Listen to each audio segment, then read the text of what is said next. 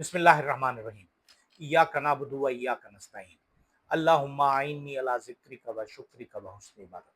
अस्सलाम वालेकुम। मैं हूं मोहम्मद तस्लीम नगा और आप देख रहे हैं हमारा यूट्यूब चैनल। आज भी हम पाकिस्तान के हालात के हवाले से गुफ्तगू करेंगे।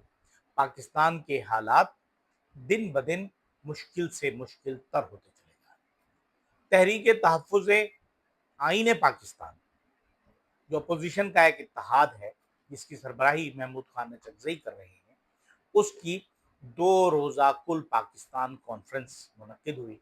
कल शाम में उसका एलामिया जारी हुआ।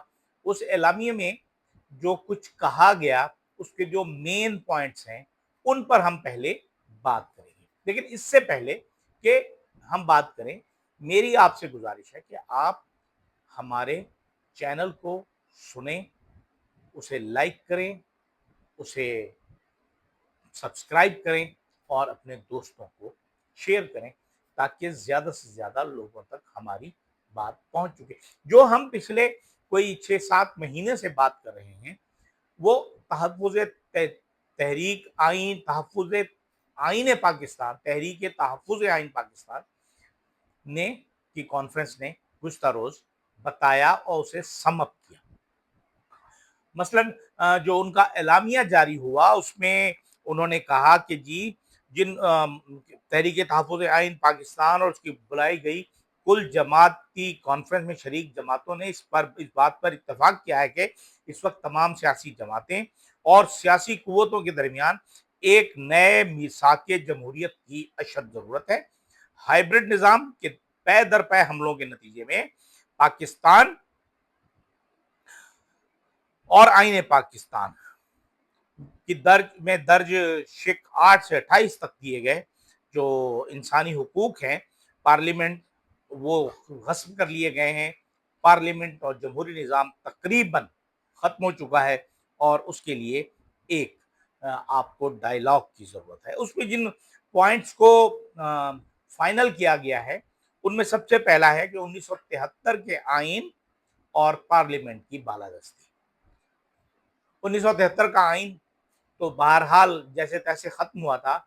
26वीं तरमीम के बाद तो उसे मलियामेट कर दिया गया है और ज़ातियात के लिए उसमें तरमीम कर दी गई।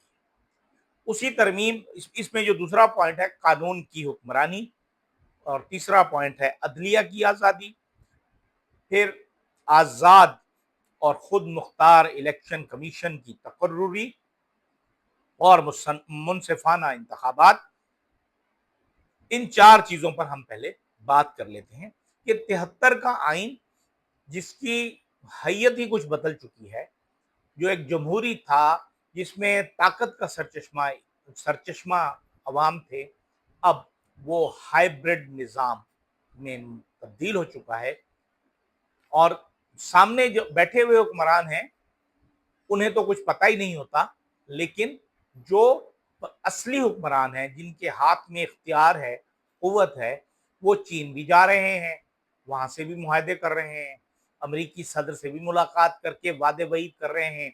पाकिस्तान में जो कमियाब और नायाब धाते हैं, उनका सौदा भी कर रहे हैं और अब हमें ये पता चला है कि पाकिस्तान का तेल भी अमेरिका के ज़रिए बिकेगा। अब वो पाकिस्तान का तेल होगा या पाकिस्तानियों का तेल होगा, फिलहाल तो ये बात कुछ नहीं कही जा सकती। लेकिन दूसरा इसमें पॉइंट है कि कानून की हुक्मरानी। इस मुल्क में अब कानून नाम की कोई चीज नहीं रही। कानून कहाँ गया, इसे हम कुछ नहीं कह सकते कि चादर और चार दीवारी का तहफ़्फ़ुज़ नहीं रहा, बिला वजह लोगों की गिरफ्तारियां हो जाती हैं, घरों में कूद जाते हैं पुलिस वाले और किसी की इज्जत और हुर्मत का ख्याल नहीं किया गया। अदलिया की आज़ादी, अदलिया की आज़ादी की भी बात की गई है, मुतालबा किया गया कि अदलिया की को भी आज़ादी दी जाए। हालांकि ये हमारी अदलिया जो है, इसने खुद अपने पर कतरे हैं और पर कतर के इन्होंने उनके हवाले कर दिए। अगर थोड़ा सा इन टाइम बर वक्त वो फैसले करते तो शायद वो कोई अच्छा काम कर सकते थे इस कौम के लिए। लेकिन इस वक्त हमारी अदलिया जो है वो ढोल बनी हुई है और जिसके गले में वो पड़ जाती है آج کل وہ یا آفریدی کے گلے میں ہے اور وہ بجا رہے ہیں، خود بھی بج رہے ہیں اور وہ ڈھول بھی بجائے جا رہے ہیں، جس سے عدلیہ کی عزت تباہ و برباد ہو گئی اور جو عدالتی نظام ہے وہ ملیا میٹ ہو چکا ہے۔ اس کے بعد آتا ہے آزاد خود مختار الیکشن کمیشن کی تقرری اور منصفانہ انتخابات۔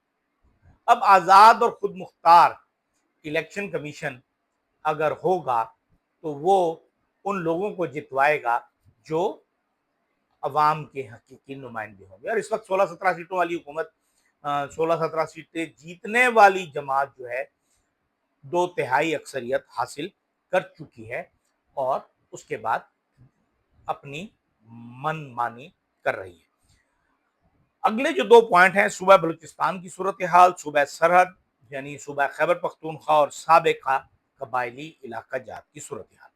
اب یہ جو دونوں صوبے ہیں اس پر ہم تقریباً ہر روز یہ بات کرتے ہیں کہ یہ ہاتھ سے نکل رہے ہیں۔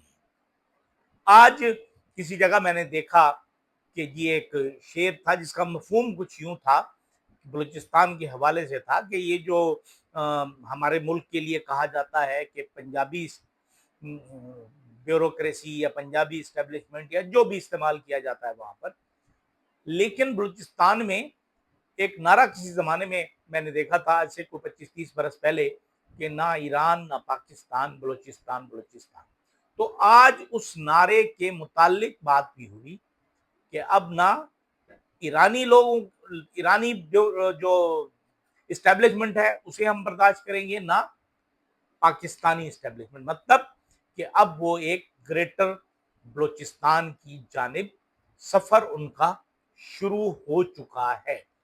ہم کہنے کو تو آنکھیں بند کیے بیٹھے ہیں کبوتر کی طرح اور کہتے ہیں کہ کچھ نہیں ہوگا، یہ مٹھی بھر ہیں، یہ چند ہیں، یہ فلاں ہیں، یہ ایک کیا کہتے ہیں ایک ایس ایچ او کی مار ہیں، لیکن اس ایک ایس ایچ او کی مار کے لوگوں نے پچھلے ہفتے 10 دن میں کم از کم 3 پاکستان آرمی کے 3 میجروں کو اور ایک کپتان کو اور کئی جوانوں کو شہید بھی کیا۔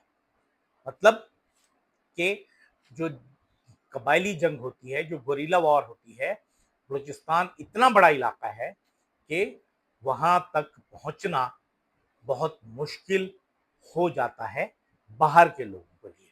اور اگر یہ بات سمجھ میں آ جائے ہمارے جو فوجی اور عسکری حکام ہیں کہ کیا ہماری طاقت، ہماری ٹیکنالوجی، ہمارا اسلحہ و بارود، ہمارا جو دفاعی نظام، ہمارا سیٹلائٹ کا سپورٹ کیا امریکہ سے زیادہ بہتر ہے؟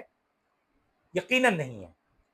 جب امریکہ 20 سال کے بعد شکست کھا کر نکلا افغانستان سے تو یہ سوچ لینا چاہیے تھا، اور اس وقت جو بیڈ طالبان اور گڈ طالبان کا کانسیپٹ ہے اسے ختم کر دینا چاہیے تھا، اور یہ بات سوچنی چاہیے تھی فیصلہ سازوں کو کہ کس طرح اس مسئلے کا حل نکالا جائے، لیکن ایسا نہیں ہو سکا، بدقسمتی ہماری۔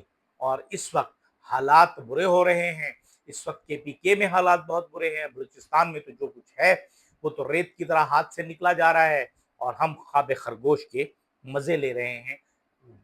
پختونخوا اور سابقہ فاٹا میں لوگ امن مارچ کر رہے ہیں اور امن مارچ پر حملے ہو رہے ہیں اور لوگ قتل کیے جا رہے ہیں۔ اس کے بعد جناب علی جو ایک مطالبہ ہے وہ ٹروتھ اینڈ ریکنسیلیشن کمیشن کا قیام ہے۔ مطلب یہ ہے کہ حقیقت جاننے کے لیے ایک کمیشن قائم کیا جائے جس کے بعد اس کو ٹھیک کیا جائے حالات کو۔ اس کے بعد جناب بین الصوبائی تعلقات اور پانی کی تقسیم۔ اب بین الصوبائی تعلقات ظاہر ہے صوبوں کے درمیان جو تعلقات ہیں، اور اس میں سب سے بڑی مشکل ترین جو نازک ترین جو وہ ہے مسئلہ وہ پانی اور پانی کی تقسیم ہے، اور یہ ہمارے لیے زہر قاتل ہے۔ سیاسی جماعتوں کے آپس کے تعلقات، ہر طرح کی غیر قانونی کارروائیوں کا تدارک۔ اب موجودہ صورتحال میں ہمارے جو فارم 47 کی حکومت ہے وہ بیٹھی ہوئی، اور جس طرح وہ کر رہی ہے اور جس طرح کے وہ فیصلے کروا رہی ہے اس سے کسی بھی طرح سے ہم بہتری کی طرف نہیں جا سکتے۔ اطلاعات دینے کے لیے ہمارے پاس میڈیا کی آزادی ہونی چاہیے، جو ہمارے پاس اس وقت بالکل نہیں ہے، اور ہم میڈیا ہمارا غلام ہو چکا ہے۔ وہ جو 4-5 پلر ہوا کرتے تھے ریاست کے، وہ تمام کے تمام ایک کے ہی غلام ہو چکے ہیں۔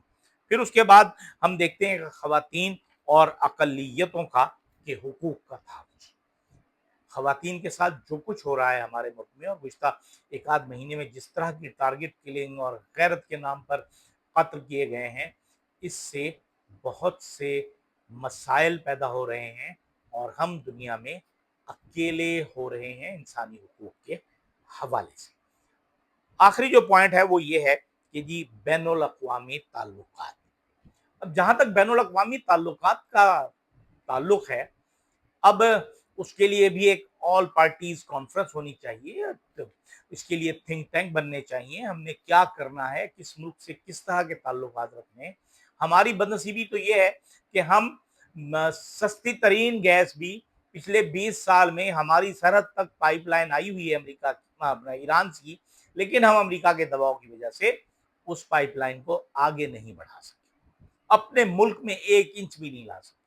یہ تو ہے ہماری اس غلامی کا لیول، جو ہم نے اپنے گلے میں غلامی کا طوق پہنا ہوا ہے۔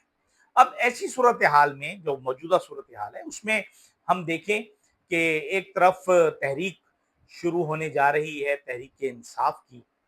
5 اگست کو کیا ہوتا ہے، پبلک کس طرح نکلتی ہے، کہاں نکلتی ہے، کتنی نکلتی ہے، یہ تو وقت بتائے گا، 5 تاریخ کو ہی پتہ چلے گا۔ لیکن اس میں ہاتھ پاؤں پھولے ہوئے نہ صرف حکومت کے بلکہ فوج کے یا اسٹیبلشمنٹ کے بھی نظر آ رہے ہیں۔ جس طرح لوگوں کو کے ساتھ ظلم کیا جا رہا ہے، اور 9 مئی کے کیسز کو مثال بنا کر سزائیں دی جا رہی ہیں، یہ انتہائی غلط روایت قائم کی جا رہی ہے، اور کل جب یہ کیسز الٹے کسی اور پر پڑیں گے تو ان کا کیا حال ہوگا، جو 2 روز بھی فوج کے ساتھ اپنا کسی جیل میں نہیں گزار سکتے، جو یہ کہا کرتے تھے عمران خان کو، اسے ہم چرس کے سگریٹ نہیں دیں گے، اسے ہم فلاں چیز نہیں دیں گے، دیکھیں گے یہ کتنے دن گزارا کرتا ہے۔